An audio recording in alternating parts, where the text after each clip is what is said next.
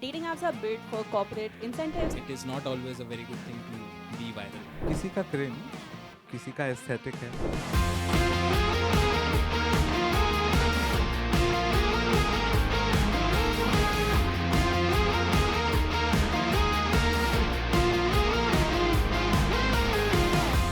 So welcome back everybody, and thank you so much for your patience. I know it's been a bit of a rush. We're trying to catch up on the lost time. But with that being said, without further ado, let's jump right into the next session, which is Nuclear Takes, How Culture Gets Shaped. Now we've got three incredible individuals, and before I bring them on stage, I'd like to talk about them a little bit more. I first up would like to welcome on stage a writer, podcaster, and a cultural critic, Anurag Minus Verma.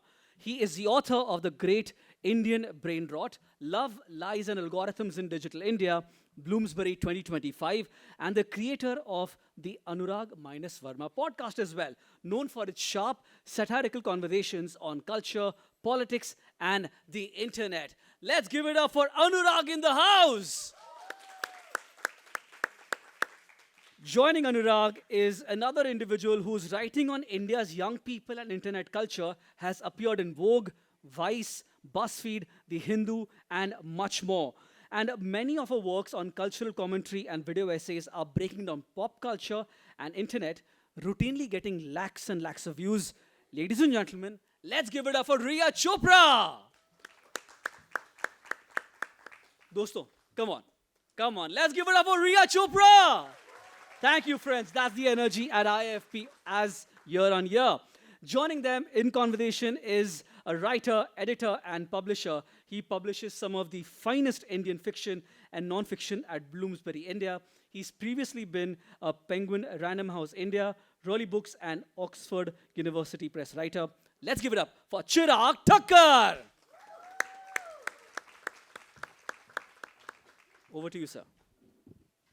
Thank you for all this enthusiasm on a Saturday afternoon, and thank you everyone who's made it here to be part of what promises to be an exciting discussion on two very exciting books called The Great Indian Brain Rot, Love, Lies and Algorithms in Digital India, and Never Logged Out, How the Internet Created India's Gen Z by Ria Chopra and by Anurag Minus Verma. I am the editor and publisher, so it's a bit of a ghar ki baat, but we'll try to make this a conversation less insider and more insider-outsider, and at some point also involve you guys in. The focus of this conversation is going to be about the story of the world's youngest people, the world's youngest generation. 65% of Indians are below the age of 34, 35. It's a very young, very anxious, very restless nation. And that's the story we want to unpack together with some hot takes and nuclear takes that we'll get into. Copies of both the books are available here at the festival. You can grab a copy. If you always ask a bookseller sweetly, nicely, politely for a discount, he, she, they always give you a discount. Grab a copy, come get them signed with Anurag and Ria, maybe take a selfie and, spread the love on social media when you do.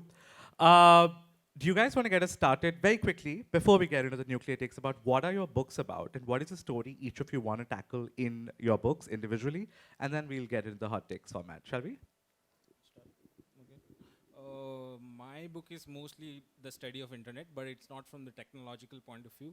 It's more from studying different kind of subcultures on internet and many kind of epic incidents that have happened recently, or what I call as post-geo world after the geo was introduced. So I study many different kind of subcultures within India to not just understand what internet is about, but more about where is this nation heading and what exactly are Indian doing with their free 2 GB data, and the results are quite shocking.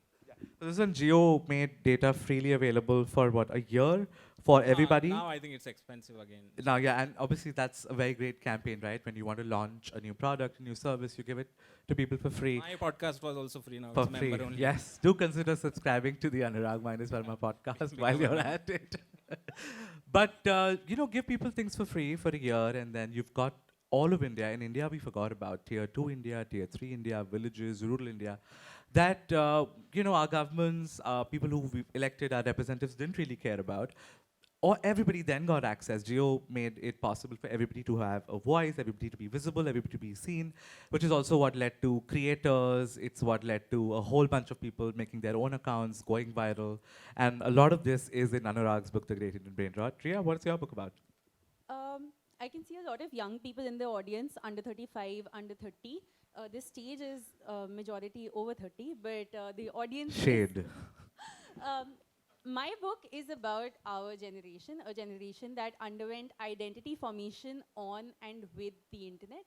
Age matters on the internet, and the fact that we grew up with this has influenced us in ways that are now visible in our behaviors and our outlooks towards the world. So my book looks at some of those behaviors, how the young people of India are responding to things like love, money, how they handle ambition, anonymity, hate, love, all of these things on the internet.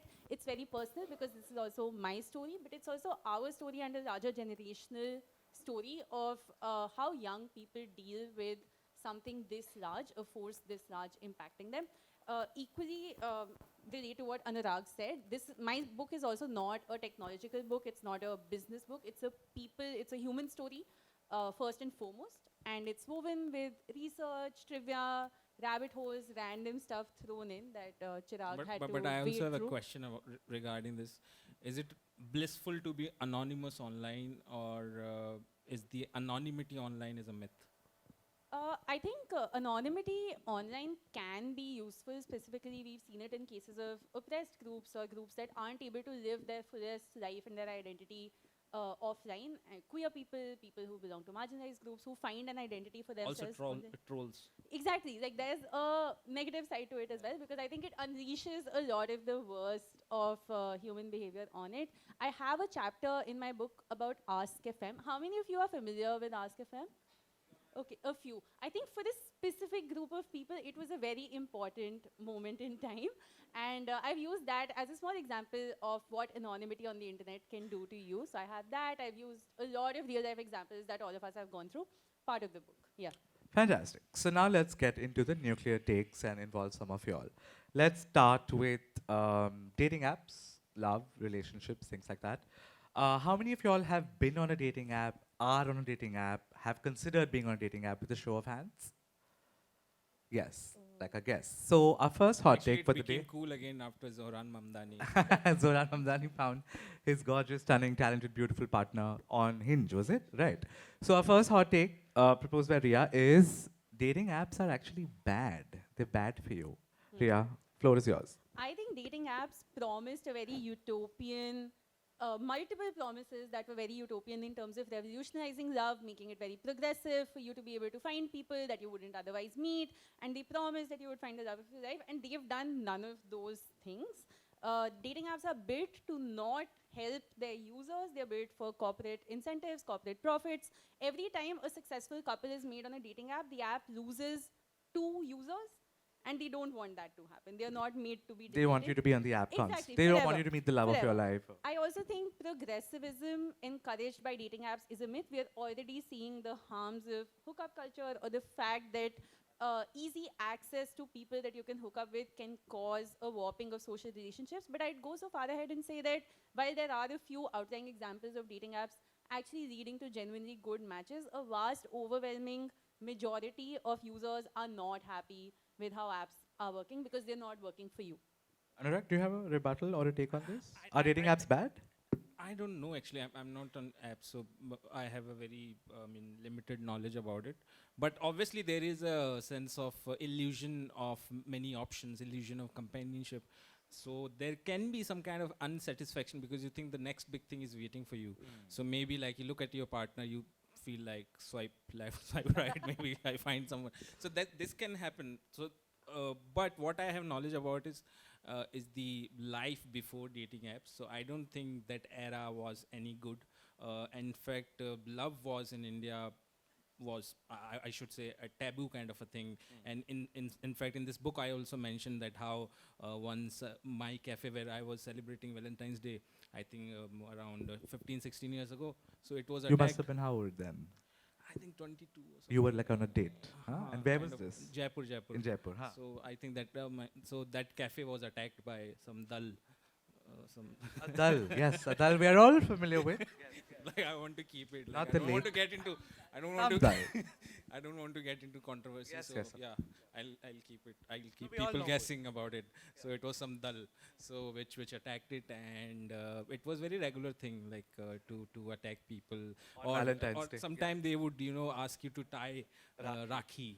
And sometimes sometimes they will say that if you have to love, then love your mother, love your father. Matra Pitra Pujan Divas. I think they haven't read Freud. Obviously. It was something so that was very wild in that sense. How the love used to. So what happened on that date? They came in and They attacked, you tied a rakhi on your date's hand, or I tried to what? did you tie a rakhi? No. No, We did just- she tie a rakhi on your hand? No, nothing like that. We just ran away from the place and You the ran attack away. manager. Right. And, yeah, they broke that watermelon hookah, which came into watermelon. It was the real watermelon they used to put, so it got broken into pieces. So I have that kind of memory. And then there were some people who were laughing on me, the dulls. They were laughing on me that like, langur ke haath mein angur, and they were passing these comments. So at that time, I was also like, I also agreed with them that universe is a very strange way of pleasure allocation. So you don't understand that. So yeah, that happened. Yeah. I don't know about good and bad per se, but dating apps have there's definitely a fatigue. And everybody's able to see through, and that's part of a larger thing about what's happening to our attention itself, right? How many hours we spend in the day either swiping or scrolling. The average screen time now that a person is on their screens for is for 10 hours, 8 to 10 hours easily, including our parents who are on Facebook, and their font size is all like very maximized and the brightness maybe on max, but they are also like, I mean, I don't know, everyone's seen that ad or that reel where everyone's like, tum pure time phone pe rehte ho, baat nahi karte ho, and the parents are doing the same thing, right? This kid is sitting with them.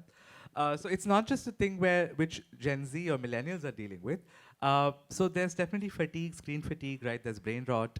And people are wanting to go back to social mixers, offline events, to meet the love of their life, to sort of go back to the possibility of chance, the possibility of encounters.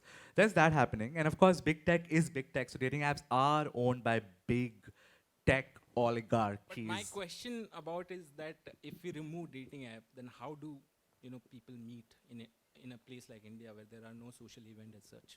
Right. हो रहे social event यहाँ पे I am sure लोग ऐसे हाँ, but आप मिलते अगर होंगे। यहाँ से बाहर निकल महबूब स्टूडियो से अगर आप बाहर निकल के बैंड्रा Bubble से वेस्ट बाहर से निकलें।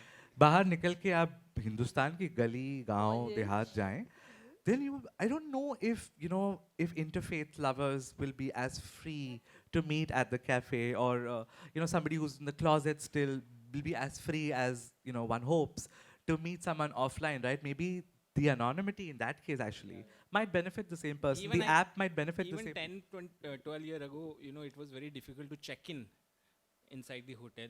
हाँ, Even if you're married, Yes, you were yes. asked to, submit the proof proof. of it. हाँ, So now शादी का because of that certificate. हाँ. Japanese love hotel, which is known as Oyo, things have changed. so one should give some, credit to that progress as well.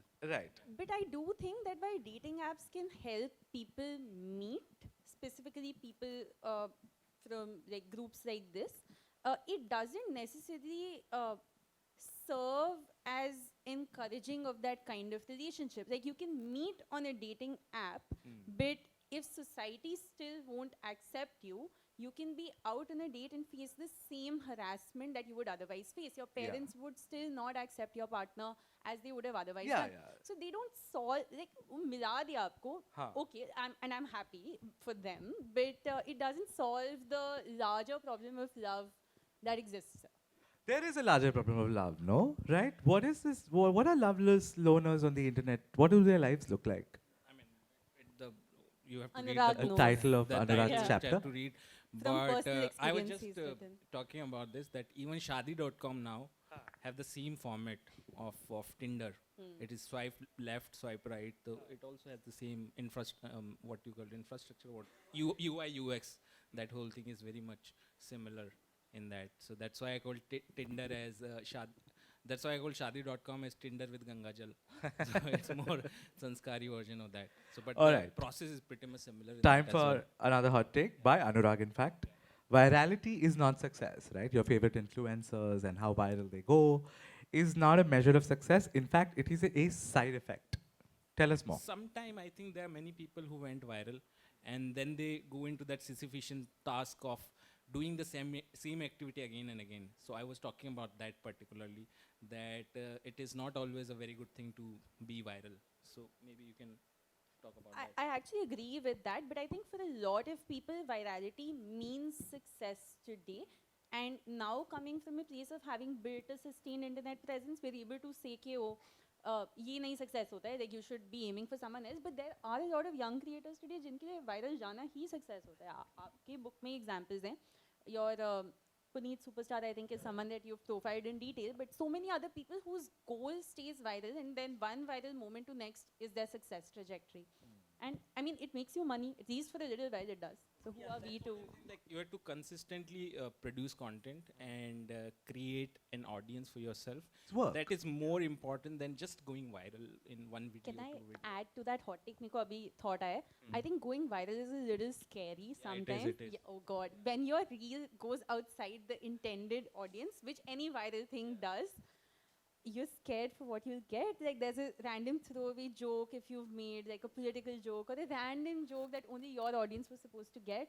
Now suddenly like uncles are commenting, आजकल की लड़कियां तो यही बोलती हैं. So that it's scary. By uncle you mean 30 plus people. Yeah, I do.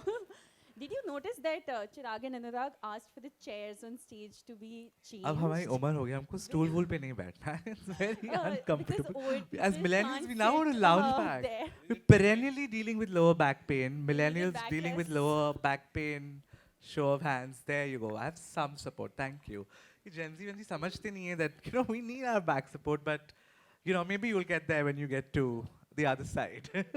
All right, another hot take. Let's do another hot take by Ria. Startup bros from Bangalore aren't allowed to have an opinion, or shouldn't be allowed to have an opinion about anything. And that includes Nikhil Kamath. I'm just adding, he's not the good one. He's not the standout good person with a good podcast. I feel like Podcast invitation gone.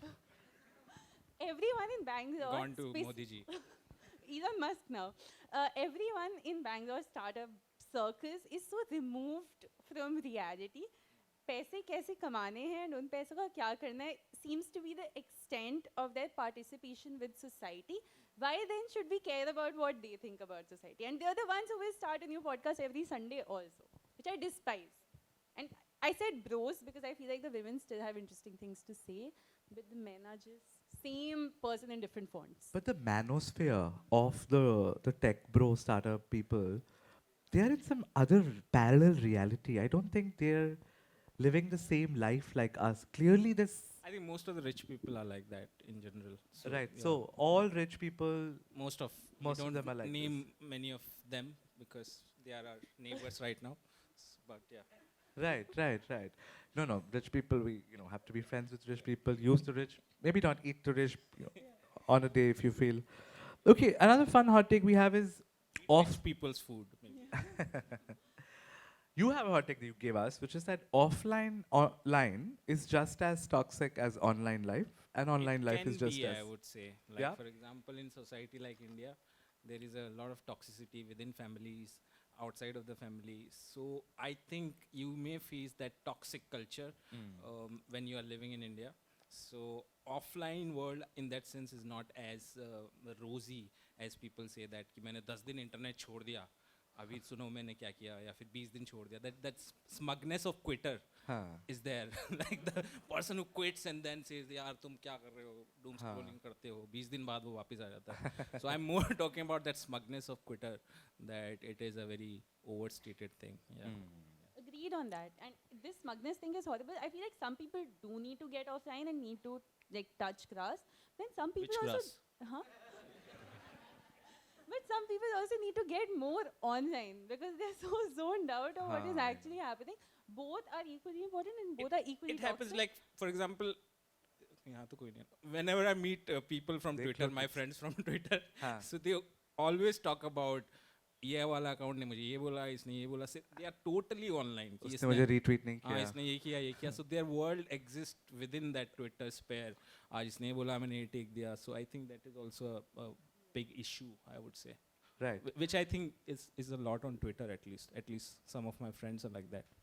Another hot take I'm going to throw in this, okay? I'm just feeling provocative now. Getting trolled or getting hate for what you put out is good for your brand, good for your business. Why are you looking at me? I thought you'll take the bait, If Ria. you have the business of therapy, yeah. No, you're right. It makes you interesting if you've not actually done anything criminal. If it's just hate and not like a genuine. Yeah, it Yeah, it makes shouldn't. I mean, of course, a lot of interesting. people genuinely get like insane hate, like death threats and all sorts of things. I mean, mild hate, you know, like vanilla hate, vanilla trolling and stuff like that. Yeah. Because we call that lore building online now because it becomes part Tell of us more lore. about that. Yeah. Lore is just, it's log kya kahenge but positive, right? Like what are log kahenge about me? So it's that. And if they're fun stories or if they're, you know, like I think there's something wrong with her that I can't put a finger on. Like that's such a cool quality to have. So I feel like it makes you a multi-dimensional person online and it keeps you real because if you're universally beloved, there's something wrong also with you. So it makes you someone to get invested in कि देखते हैं क्या होता है. मैं like let me see what's wrong with her or like why are people talking about them like that. I feel like yeah you're right. Fully agree with that hot take. Possible. I don't know. Hate is also two kind. Like one is the people you hate, and when they hate you, then it's okay. For example, there is a political ideology you don't like, they hate it, you like it because you can prove how stupid they are. But then there are also hater whom you have some kind of respect because they are also from your same political ideology. But when that happens, then it will really create problems for you. अपने echo chamber से बाहर जा रहे हो, हाँ, किसी हाँ। और के algorithm में पहुंच गए. Yeah. नहीं दैट इज ओके किसी और में वो कुछ हमें पता है कि उनका कुछ नहीं है बट अगर आप जिनको थोड़ा सा भी समझते कि they are from the same tribe as such when they diss you then it stings more than That's true. Your opposite ideology वो तो उसका तो When your own eat you, when your own come for you, yeah, na? yeah, Yeah. yeah, that is more difficult as a hate as compared to because वो फिर content की तरह use हो जाएगा कि अरे देखो इसने मुझे ये बोला मजा आ गया Yeah, can yeah. be used but when somebody from your tribe hates you then you can't make it into And then the dull people have a field day on Twitter. The dull people, they say हाँ, they dull look people, at look at look at उसकी liberals खुद and की and भी, lefties. yeah, They eat yeah, their own, yeah, right? yeah, That's what they say. Though the mental health effects of like receiving hate are there and like the first few times it Yes. happens it's insane but if you can train yourself to think like that like this is load building and it's adding to my brand I think that's a good coping strategy to Being a little delulu is also good only. Exactly. Right. Another hot take for you. किसी का cringe, किसी का aesthetic है. Someone's aesthetic is someone's cringe. Someone's reptiles of Kurla is someone's authenticity.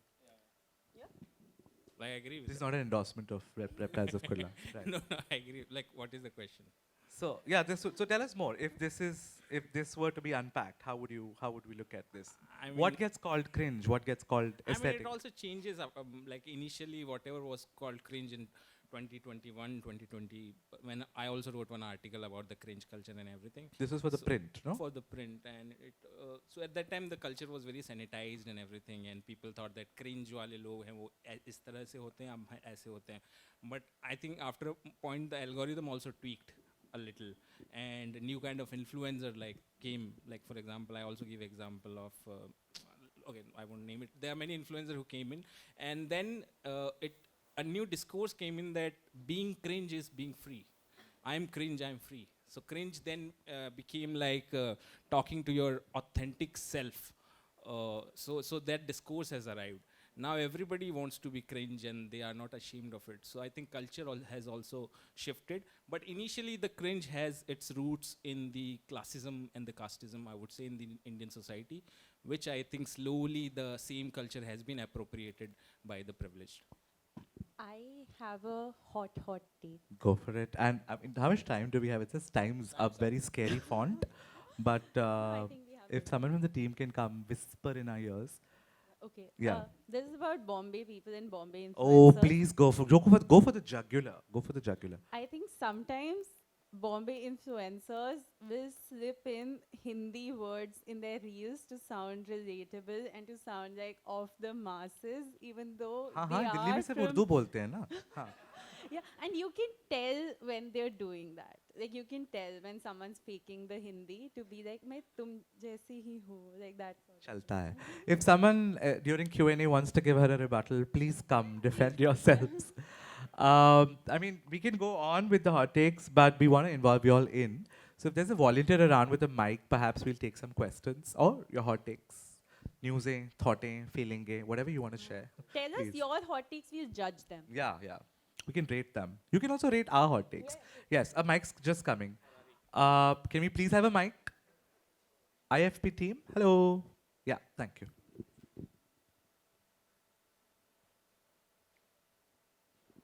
I mean, I have so many. I have one that says, "Sit down, babe. Nobody wants to fund your sustainable is your- clothing brand." What is your What was? your hot take on therapy? There, I think you also wrote one hot take on therapy. Yeah, I mean, there's been think pieces on this, so I'm parroting a popular hot take, which is that therapy speak is now weaponized license for people to be shitty people to their friends.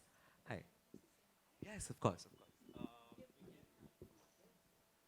We'll pass these. Passing on. So there's a question with a person in a white cap and a red shirt. Yeah, you had a question? And then front row. My hot take is you look like Kareem Rahma from Subway Takes, and this was an actual Subway Take here, and I enjoyed it. Oh, that's so sweet. I will take that as a compliment. agree. Thank you.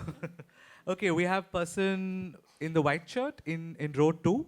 Here, here. Row 2, white shirt. And then we have row 4 here. Maybe I should start that Subway Takes Takes. Metro Takes podcast. This is for you, sir. I'll You have to take the mentioned metro. about how being called cringe is very much associated with classism or a take of privileged people, which I think is a very deep insight, about the Indian psychology, which tells me a lot about how deep you know about how digital India is moving post-Geo, which I also feel very related to what you talked about. So just what your gut feeling suggests about where, this space would be moving for next, let's say, for 5 years to come. So I think whatever was considered as cringe, they will be appropriated into many different kind of brands, but for a very short period of time. For example, if you see there are many Insta, is it Insta ad or what Swiggy ads. So they call cringe universe together and make some ads around that. So that appropriation would be the next stage of it. First it would be ridicule, and now it would be the appropriation. Mahatma Gandhi didn't say it, but he said something like that. First they laugh on you and they do something. But yeah, the second stage I think will be appropriation, and I think when the culture will shift, then I think they will back to where they were again. Okay, row 4, the gentleman in striped shirt. Hi. Actually, this question is very relevant to both of you. One question which has been, or today there is a talk of town that the attention span of Yeah. the newer generation is going down, right? Now, over the period of time, I've studied certain evolution of how media has evolved, and pretty much it is the role of the media. For example, to get hooked to a particular thing, they have to be shown that, right? And the debate is that to fit in more advertisers, the content got shorter. That's the debate that is happening. And your question is? And the question is, so over the period of time, because the attention span is going lower and lower, is it the duty of the media to change, or should that be done on the consumer's end to go into long format content specifically? Right. Where does who has to be mindful of our attention? Is it them or us? Matlab, I have the diplomatic but realistic answer, which is that the onus lies on both ends. I do think you're right when you say that it started maybe from the media side in terms of having to add more advertisers, but it's very chicken and egg now. Like attention spans come here, so to make for that, media producers make smaller things, and media is not just production houses now, it's also creators who are making like shows, etc. So there are still creators who make long form things. Podcasting, for instance, is a long form format that still exists and people get drawn to that, so there is that viewership. We are still writing books in the age of reels, and then obviously the audience being louder about their support of those things would also help. I think Anurag agrees. The person in denim here in row 2. Okay, all right. Maybe you start with that gentleman and then we come to. So this is regarding something Anurag said, that sometimes when you put out an opinion, the trolling you get might be from your people of your own ideology. But there is a certain type of online personality which says unless both sides, you're not offending both sides, you're not doing your job. And if you cater to your ideology, you're looked down upon. So what do you have to say about that? I mean, that is very much like the echo chamber kind of a opinion. But that path, if you take it, then it becomes a very difficult path, because social media does reward in that group thinking or community thing, because that's what shoots up your some kind of engagement and belongingness. So, I mean, one can choose that part, but I think it's going to be very difficult on internet. That's why we don't have so many original thinkers on internet, because of this very thing. Just add to that, sorry, Abbas, great question. I just feel I've done both. I've rage baited and I've overcompensated on both sides. What feels best as a creator is just doing what you want to do and not being afraid of like the reception it will get. It feels better, but वो आता फिर बाद में दोनों side से वो तो है.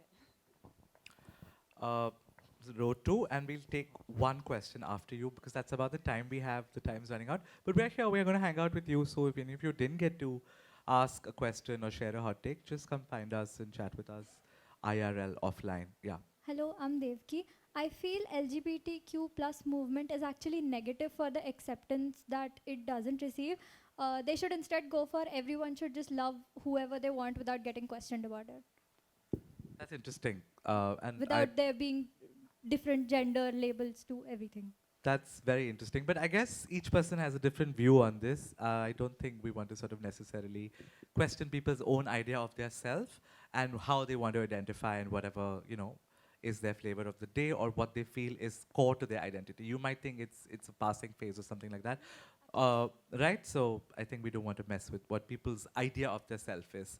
But interesting that that's your view. I respect that. Anyone else? Yeah. And that's the last take we want to take. Hi, I'm Ravinder. Hi. I'm representing a brand. So usually earlier, being a brand manager, I used to reach out to the great content creators, but now the thing has shifted. So I'm reaching out to all the cringe content creators. What may I ask you what this brand is? Right Bite Max Protein Bar. Protein bar. And why is this pivot? How has it helped you? बहुत सस्ते आते हैं. Cringe Interesting. content creator. The question is, why is the cringe working? The good content creator giving me 1 million views versus the cringe content creator giving me 10 million views. Right. Why is the cringe working? I've worked on the marketing side a little bit. I feel it's one because the big creators are constantly advertising like 10, 15, 20 brands. So people stop taking them seriously. They're also so curated. You can sometimes tell there's a fakeness or a pretense. Cringe creators, on the other hand, feel more real because being unhinged and true to themselves is part of their persona. So I consume a lot of cringe content. So that is what feels real to me as a consumer. I might also just be swayed by a cringe content more so than like your glossy fashion people. But he's like studied cringe. So Studied cringe. Okay. PhD in cringe. PhD in cringe. Not a cringe PhD in cringe. Okay. But I a think the PhD in main, cringe. like, to give a very short answer, the idea of the replication is a lot more in the quote-unquote cringe, because then one or two dialogue get viral and they will replicate it again and again and again and again. So that anything which get replicated on internet will work always. So this is the reason why it works. For example, Puni Superstar, there will be few dialogues which will be replicated again and again. Like if you are into that culture, like Sher Chitai Kede, that's a simple dialogue which will get repeated again and again by everybody. Or recently, the Mahak Pari Kede. So, yeah. Anybody know Mahak Pari? No? Yeah, the two sisters, Two right? sisters. They're out of jail Baddies now. of baddies of UP. Yeah. So they are just come to the camera and say, "Sun Lala, हम तो पहले से ही बिगड़े हुए हैं, खुद पे ध्यान दे." Then they say, then Mac Pari कह दे. So they are new viral these days. So the idea of replication is lot more in cringe, quote unquote. Well, cringe. good luck to you and sell more protein bars. That's the time we have. Thank you. You've been a wonderful audience. A round of applause for Ria and Anurag. Copies of the book are available. Buy them. Get them to sign it. Thank you, IFP. Thank you. Thank you very much. Let's give it up for Chirag as well for the fantastic moderation that he's done.